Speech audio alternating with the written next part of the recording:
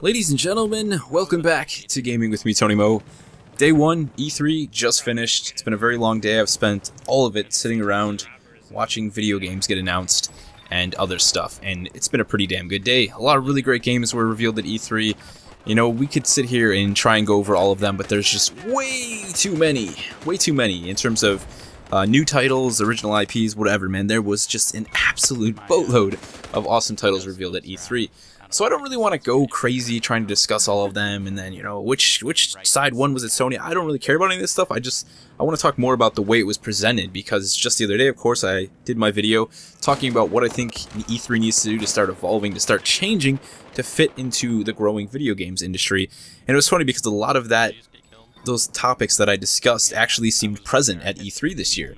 There was a lot of, you know, games in really early builds. For example, Mass Effect, whatever the new Mass Effect game is, whatever number they're calling it, whatever BioWare is working on, plus another original IP BioWare is working on, we saw concept footage of them at the studio showing off the game in ridiculously early state. That's what we want to see, man. You know, it was not, you know, 100% there, but it was a step in the right direction. On top of that, we saw a ton of developers show up and say, hey, guess what? This is our game. You can play it today. You can get involved with how we're making it today. One of the biggest ones being Battlefield Hardline, being developed by Visceral and DICE, which you're seeing footage of right here. A game that when they originally announced, I was actually pretty excited. Like, this is what Battlefield needs. They need to do something different, you know, they need to go in the right direction. Put all the netcode issues behind them, those things are solved. Let's build a different Battlefield experience. And I was stoked for Hardline, and then I got to play it today, because DICE and Visceral, and they came on stage with EA and they said, hey, Battlefield Hardline, we're going to be showing you guys a demo of the beta today, and guess what? You can go download it on PC and PS4 right now. So I did, and I played it. We're going to be doing an entire video about that and what I've been playing in the beta, because I've been having one hell of a time. And we're going to be doing a video discussing Hardline, but not just Hardline and what I played, but also the way DICE and Visceral are sort of going at this whole Battlefield Hardline approach, you know, making another Battlefield game so soon after Battlefield 4, let's be honest. But I think they're doing an alright job from what I played in the beta. And again, that's something we'll talk about later on. But there was just a lot of big titles that showed up again at E3 from last year even. The Division, of course, being a huge one. The Witcher 3, which looks to be probably, to me, one of, like, the games of 2015. Like, when you start talking about Game of the Year material, I mean, The Witcher 3. It's just insane, the small gameplay demo we saw. The Division still looking amazing. Glad to see that even though the lead developer was sort of going on about how it's all concept, a lot of the game was there, you know? It looked just like what we saw, and I was extremely impressed and very, very excited to get my hands on it. Apart from that, other huge announcements, the Halo Master Chief Collection, Halo 1, 2, 3, and 4, all on Xbox One, all the multiplayer maps, Halo 2 remastered with the original multiplayer, Halo 5 Guardians beta. It's just too much for my head to handle. One of the biggest standout things, though, that put the biggest grin on my face in terms of announcements that I wasn't really expecting was Rainbow Six returning with Rainbow Six Siege. So Patriots is no more, we now have Siege. I'm going to post the link to the trailer in the description below, because to me that was my standout game, just because I really, really wanted to see Rainbow Six return. Absolutely love that franchise, and Siege looks stunning. Stunning. I cannot wait to get my hands on it. I cannot wait to hear more about it. I would, like, give a limb to check that game out. Not literally, of course, figuratively, 100% figuratively, but it looks amazing. So there was a lot of really cool stuff like that being announced. A lot of it was actual gameplay, which was nice. You know, we didn't have a lot of CG trailers. Again, do we know what this gameplay, is it real? Is it something developed just for E3? You know, it was kind of overshadowed by the fact that there were so few CG trailers, and there's just a lot of really great demos, a lot of great developers coming out, showing off their game straight out.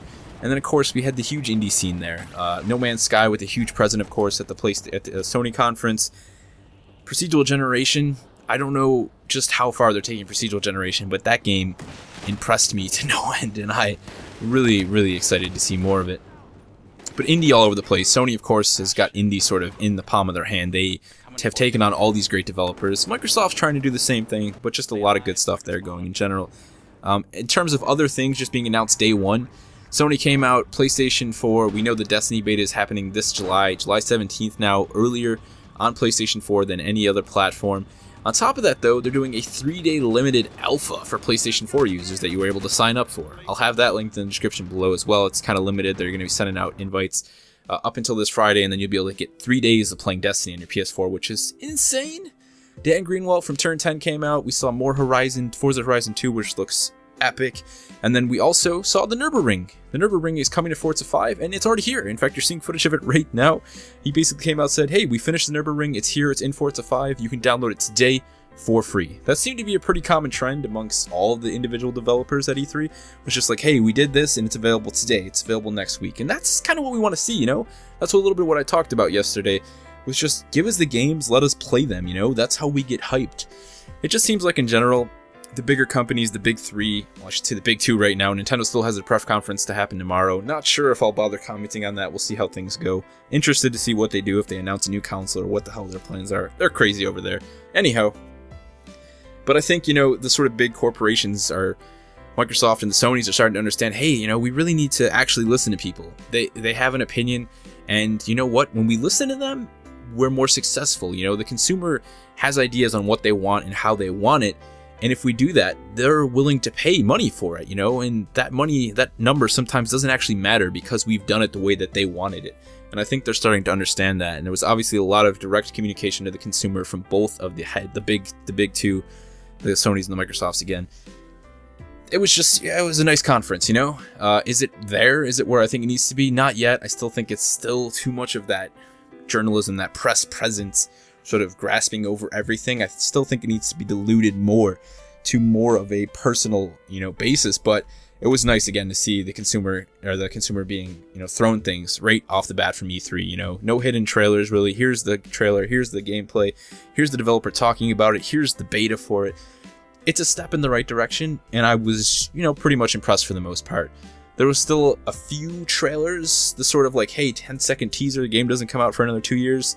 Never understand that. I mean, that's just the idea of kind of filling that gap, I think, to make it look like we won E3 because we showed more games, you know, and both sides did that when you actually talk about the competing two. But again, for me, it was just how was everything presented, and I was genuinely impressed. I'm exhausted now. It was way too many hours of just sitting around watching games be announced, but I enjoyed it. It was like Christmas, and now I'm looking forward to playing these games towards the end of the year and into 2015. The last thing I wanted to leave you guys with was just one simple question. If you had to pick one game that you saw on day one, which one would be the one that you're most excited for and why? You know, was it Bloodborne, the finally announced From Software title that we've been calling the Beast for so long? Was it for Forza Horizon 2 or Halo Guardians, or was it, you know, the Second Son DLC? Was it something from Sony? You know, what was it? What was your favorite game or favorite moment from E3? Let me know what and why in the comment section below, and I'll see you guys in the next one.